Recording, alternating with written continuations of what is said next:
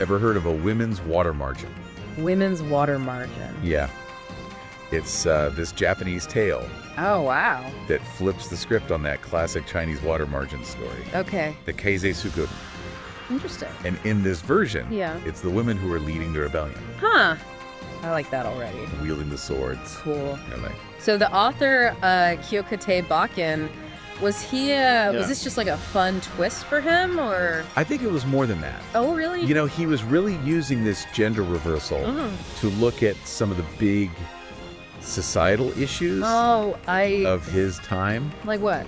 Well, especially, you know, power dynamics and the expectations placed on women Right. in Edo period Japan. Okay. Yeah, that makes sense. So, okay, imagine Okay. you're in Edo period Japan and there's this former shirabyoshi dancer. Shirabushi? Yeah, so they were these really skilled Okay. dancer entertainers. Interesting. And they often had a certain level of social influence. But this dancer, Kamegiku, Kameki. she takes it way further. How so? She becomes the head of the Mushidokoro. What's that? It was basically the elite Okay. female warrior training academy. Wow. Pretty cool, right? Yeah, that sounds awesome. Except No. power corrupts, as they say. Yeah. And Kamegiku starts Yeah. using her influence Nah. for some pretty shady stuff. So, like, what happens? So it sets off this whole chain of events Okay. that forces all these women Yeah. into exile Oh, wow. or rebellion. So, like, who are we talking about here? Well, there's Ayosa. Ayosa. She's like this amazing warrior. They say her skills are even better than men's. Oh, she sounds cool. And she ends up fleeing the capital. To get away from Kamekiku. Exactly, to avoid her wrath. Makes sense. And that's where her adventure begins. I like it. She ends up in this village called Omaneshi. Omaneshi. Yeah. Okay. And she meets Koromode, Horimo. the village leader.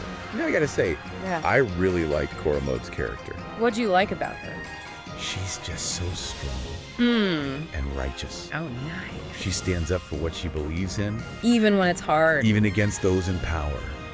Wow. So she meets this group of female bandits. What bandits? Yeah. Okay. And ends up joining them. Yearly. They're fighting for justice Huh. against all these corrupt officials. That's interesting. And Bacon does a good job How so? of contrasting Koromode with them. With the officials. Yeah, Why is that? I think it's to make a statement What? about who has the real moral authority. Makes you think, doesn't Yeah, it? it does, yeah. And there's so many other strong women. Oh, yeah. Like who? Well, there's Otatsu, for example. Yotats. She had this incredibly tragic past. Oh, no. She was falsely accused of a crime she didn't commit. And then what happened? She had to flee, Oh, gosh. and she lost her husband and children. Oh, that's awful. It's really sad. It is.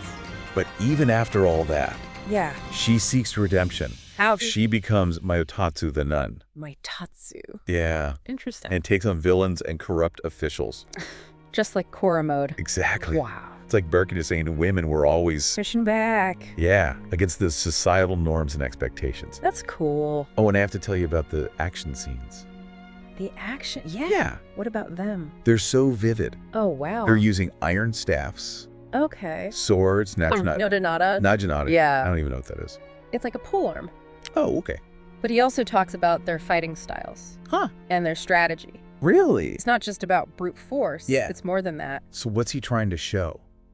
I think he's showing their courage and their sense of justice. Okay. They're not just fighting to survive, they're Alright. fighting for a better world. That makes sense. And their relationships are really complex too.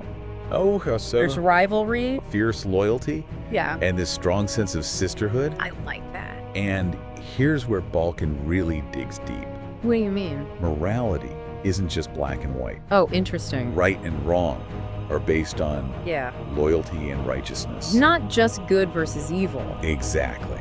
Huh. That's cool. And it makes you think It does, yeah. about the complexities of why people do things. What does justice even mean in that kind of world? Right. Yeah. It's complicated. It is. So things really escalate. How so? When Kocho, Kocho. yeah, Okay. and her allies, including this exiled woman named Sakurado, Sakurado. they decide to take over Mount Shizu. Mount Shizu. What's that? It's this fortress, Okay. and they're really challenging the established order. Wow, that's bold. It is.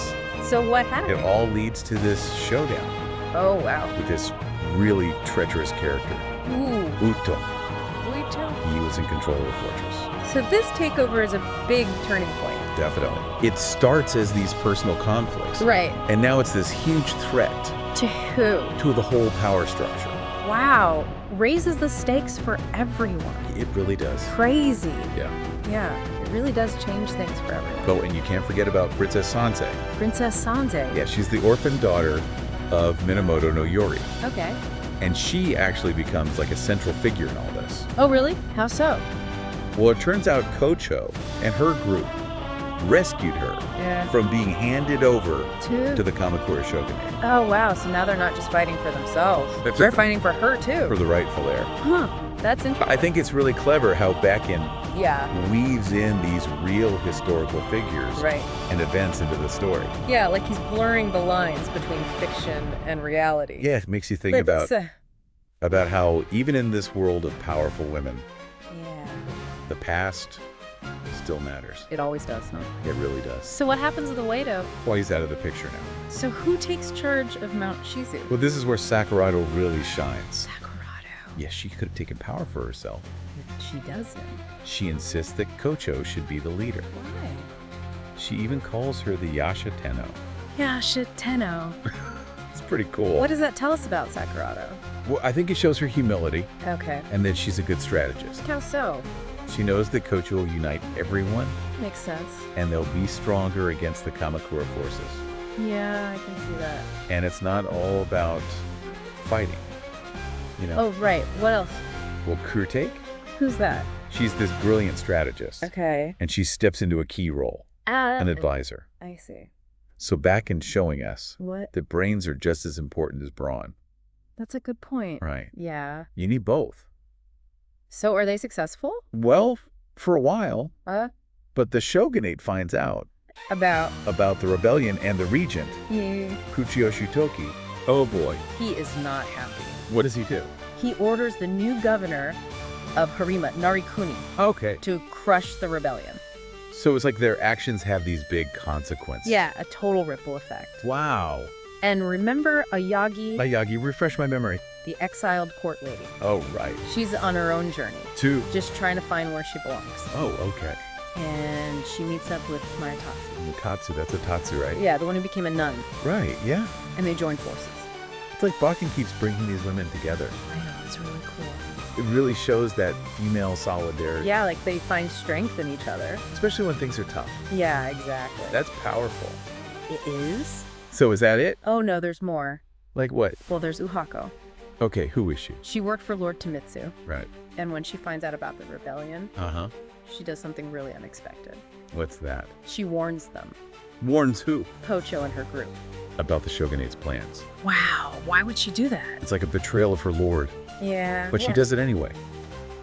I guess she thought it was the right thing to do. Yeah, it makes you think about where your loyalties lie. Yeah. And how far you'd go for what you believe in. That's a good point. So because of her warning, yeah, Kocho and the others escape. Before the shogunate arrives. Exactly. But they're still rebels, right? Yeah, they need a new place to go. Like a new stronghold. Exactly, somewhere to regroup. To plan their next move. Right. So where do they go? Well, they decide to try and take back Mount Shizu. Mount Shizu, wasn't that Oido's fortress? Yeah, but he's gone now. So it's up for grabs. But it won't be easy. Why not? There are still people loyal to Oido. Oh, so they have to fight them too. Yeah, it's like a final battle. For everything. Yeah, for Kocho, her allies, and Princess Sanse. It all comes down to this. Yeah, Bakin really brings it all together. All the themes. Exactly, like female empowerment. Loyalty and the fight against corruption.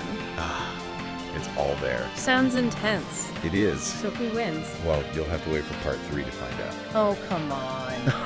Oh, I'm just kidding. Phew. But it is a really exciting ending. Can you give us a hint?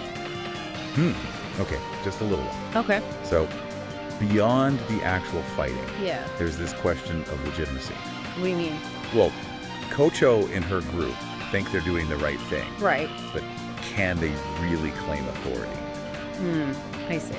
And that's where the son of Lord Tamitsu comes in. Lord Tamitsu. Yeah, Uhako's employer. Oh, wow. So he gets involved. Yeah, it's kind of unexpected. Yeah. And he ends up playing a key role. In what? In making Kocho's claim to Mount Shizu legitimate. Oh, wow. So he helps them. He does. And what about Princess Sanse? He helps her too. That's amazing. It really is. Like, even in all this chaos, there's still kindness. And unexpected connections. That make a difference. Exactly. It gives me hope. Me too. Yeah? Yeah, it really does give you hope, doesn't it? It does. It's like, even in the darkest times, there's still room for compassion. And those unexpected alliances. Yeah, and maybe that's how real change happens. What do you mean? Well, not just through force, but through these little acts of connection. Yeah, I like that. Me too. And it's like, Yeah. Bacon is kind of saying that throughout the whole story.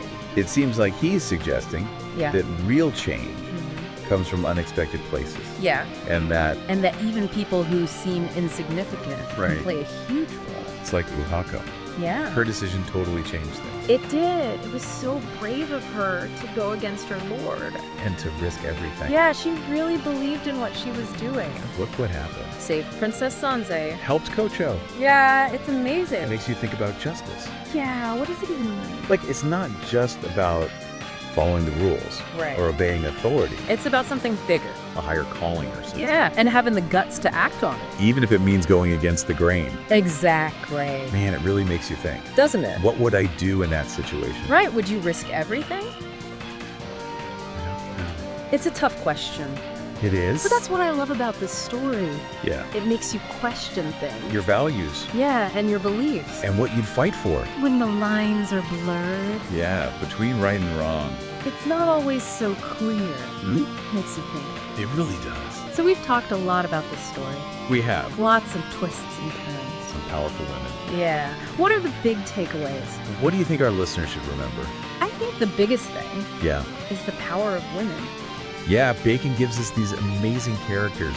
Who are not afraid to fight. Even when everyone's telling them to stay in their place. And it's not just about being strong. Right, it's about intelligence. And strategy. And working together. And inspiring others. Yeah, they're leaders and warriors. And survivors. They refuse to be limited. It's pretty inspiring. It is. And I think there's also a message about power. And justice. Yeah, like who has the right to rule. And what makes a good society. It makes you question things. It does. And it's not always about good guys and bad guys. The characters are complex. They make mistakes. They have to make hard choices. That's like in real life? Yeah, exactly. Makes them feel real. It does.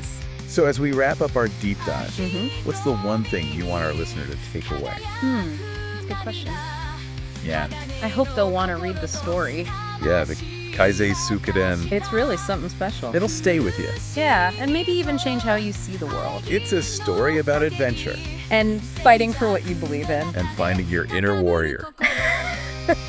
That sounds pretty good to me. Me too. Well, thanks for having me. Of course. Thanks for joining us on this deep dive. It was fun. We'll see everyone next time.